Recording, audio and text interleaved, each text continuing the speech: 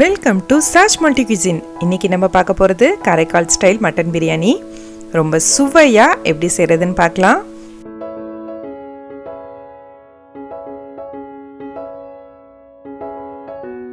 செய்ய தேவையான பொருட்கள்: 1 கிலோ அரிசி, 200 ml எண்ணெய், 2 பே லீஃப், 2 ஸ்டார் அனீஸ், 3 ஏலக்காய், 10 கிராம்பு, 1 துண்டு பட்டை, 5 பெரிய வெங்காயம், 5 பச்சை மிளகாய், 1 கிலோ ஆட்டுக்கறி, 1 கொத்து மல்லிக்கீரை, 1 கொத்து புதினா, 8 டேபிள் ஸ்பூன் இஞ்சி பூண்டு விழுது, 4 பெரிய தக்காளி, 1 டீஸ்பூன் மஞ்சள் தூள், 1 டேபிள் ஸ்பூன் மல்லித்தூள், 1 டீஸ்பூன் மிளகாய் தூள், 2 டேபிள் ஸ்பூன் எலுமிச்சப்பழ juice, 3 tablespoon biryani masala, 200 ml தயிர், உப்பு தேவையான அளவு, 1 லிட்டர் தண்ணீர், 4 டேபிள் ஸ்பூன் நெய்.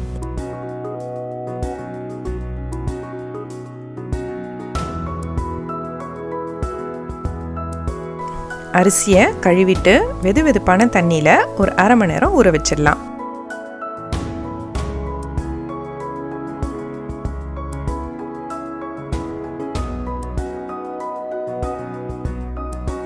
பிரியாணி மசாலா எப்படி செய்கிறதுன்னு டிஸ்கிரிப்ஷனில் லிங்க் கொடுக்குறோம், போய் பாருங்கள். அதே மாதிரி செஞ்சு எடுத்துக்கலாம்.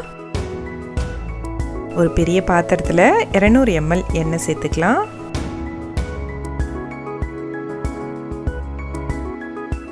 பே லீஃப், பட்டை, ஸ்டார் அனீஸ், ஏலக்காய், கிராம்பு எல்லாம் சேர்த்துட்டு வெங்காயத்தையும் சேர்த்து நல்லா பொன்னிறமாக வர வரைக்கும் வதக்கிக்கலாம்.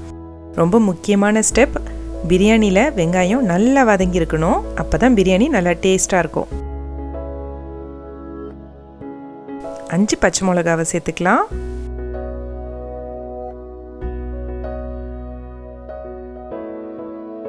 நல்லா வெங்காயம் வதங்கியாச்சு, நல்லா கலர் மாறி வந்திருக்கு. இந்த அளவு நம்ம வெங்காயத்தை கண்டிப்பாக வதக்கணும்.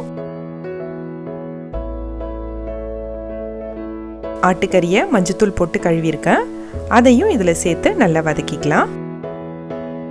நல்லா பெரிய துண்டா போட்டிங்கன்னா பிரியாணி டேஸ்டாக இருக்கும். புதினா, மல்லிக்கீரை எல்லாத்தையும் சேர்த்து நல்லா வதக்கிக்கலாம். கறி நல்லா கலர் மாறுற வரைக்கும் வதக்கிக்கலாம்.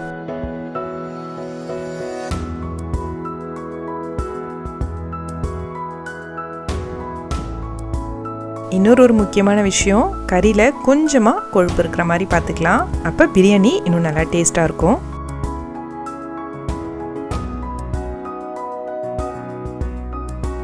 எட்டு டேபிள் ஸ்பூன் இஞ்சி பூண்டு பேஸ்ட் சேர்த்து நல்லா வதக்கிக்கலாம்.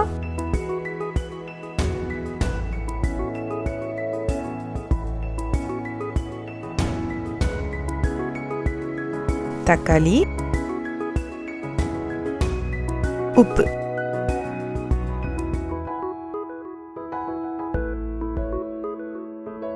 நம்ம உப்பு போட்டிருக்கிறதுனால தக்காளி சீக்கிரமாக வதங்கிடும்.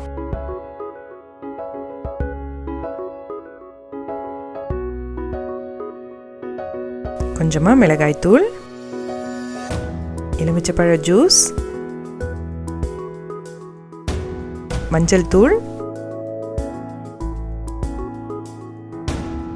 மல்லித்தூள் எல்லாத்தையும் சேர்த்து நல்லா கலந்துக்கலாம்.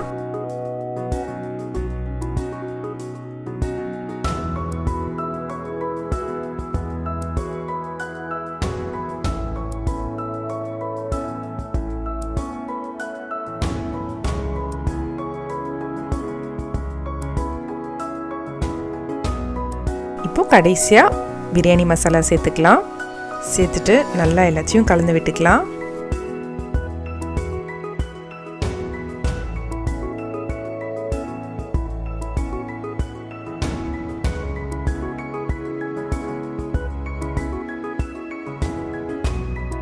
தயிர் சேர்த்துக்கலாம்.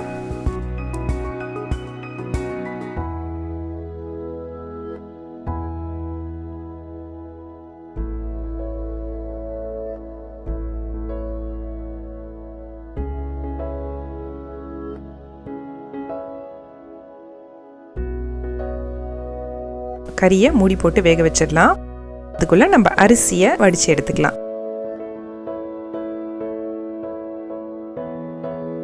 ஒரு பெரிய பாத்திரத்தில் தண்ணியை நல்லா கொதிக்க வச்சுக்கலாம்.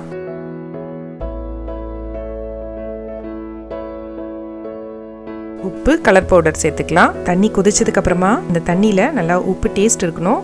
அப்போ தான் சாதத்தில் நல்லா உப்பு ஏறும். அரிசியை கொஞ்சம் கொஞ்சமாக சேர்த்துக்கலாம். அரிசி சேர்த்ததுக்கு அப்புறமா நம்ம பக்கத்துலேயே நின்று பார்த்துக்கிட்டே இருக்கணும். 70% வெந்திருக்கணும். இந்த மாதிரி பார்த்துட்டு வடிச்சிடலாம். இப்போ வெந்துடுச்சு. இதை இப்போ வடித்து எடுத்துடலாம்.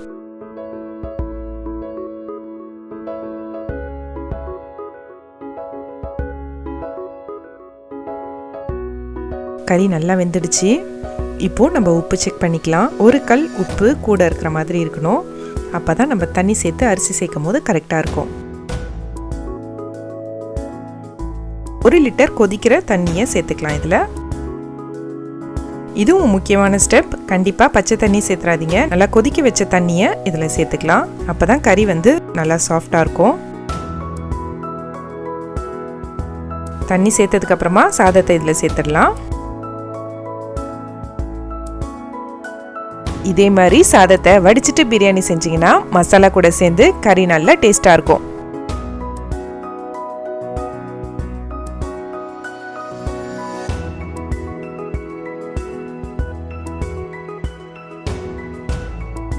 மசாலா கூட சேர்ற மாதிரி லைட்டாக கலந்து விட்டுக்கலாம்.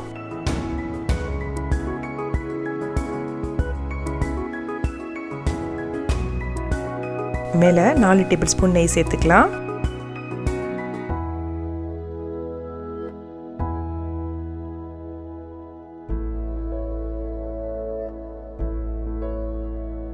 இருபதுலேருந்து 25 நிமிஷம் தீயை கம்மியாக வச்சு தம் போட்டுடலாம். நான் அலுமினிய பேப்பர் போட்டு தம் போட போகிறேன். உங்களுக்கு அலுமினிய பேப்பர் கிடைக்கலட்டினா துணி போட்டும் தம் போட்டுக்கலாம்.